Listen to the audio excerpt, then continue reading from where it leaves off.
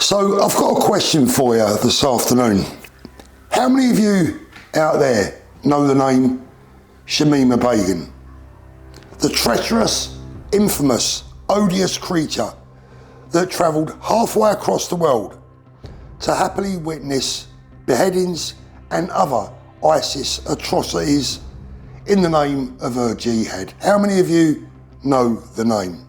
How many of us have heard the pathetic sob stories and human rights activists telling us that she should be brought home? After all, she was just a kid, just a girl. We all know the name Shamima Begum, right? But how many of you have heard the name Emily Damari? Never heard of her? Well, let me tell you a little bit about Emily. She's just 28 years old, just a young girl who happens to be Jewish, an avid Spurs fan who loves life and a pint with her mates. Just a normal British girl, a lot of you would say, right? Now, Emily, the girl that you've probably never heard of, was snatched by the evil terrorists of Hamas on October the 7th, and she hasn't been seen since by her family. Emily Damari. Where are the BBC documentaries about her? Where are the human rights activists on our TV screens demanding on a daily basis her safe return? Where are the demonstrations on the streets?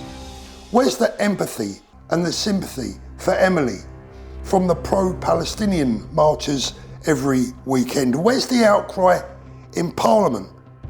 And where are the street demonstrations telling the whole world that she should be set free and be allowed to come home to her loved ones? Where are they? Say her name, Emily Damari, because she's missing, taken from her friends, taken from her family by the devils, being openly supported and celebrated on our streets every weekend, and they're allowed to get away with it because the authorities are running scared of the consequences should they ever be challenged. We know the British public's eyes are wide open. Can you even imagine, can you even begin to imagine the utter and shameless hysteria if this young woman was in fact a British Palestinian girl that had been kidnapped by the Israelis? David Lammy would have had an entire litter of kittens all by himself, and Parliament would be holding a candlelit vigil every week, and the BBC would remind us of this girl's name every single hour. But there's nothing. And why is there nothing? I asked you. Why there's nothing? Well, I'll tell you why. It's because her name's Emily. It's because she's British. And most importantly, it's because she's Jewish. Shame on you, Parliament. Shame on you, media. Bring Emily home.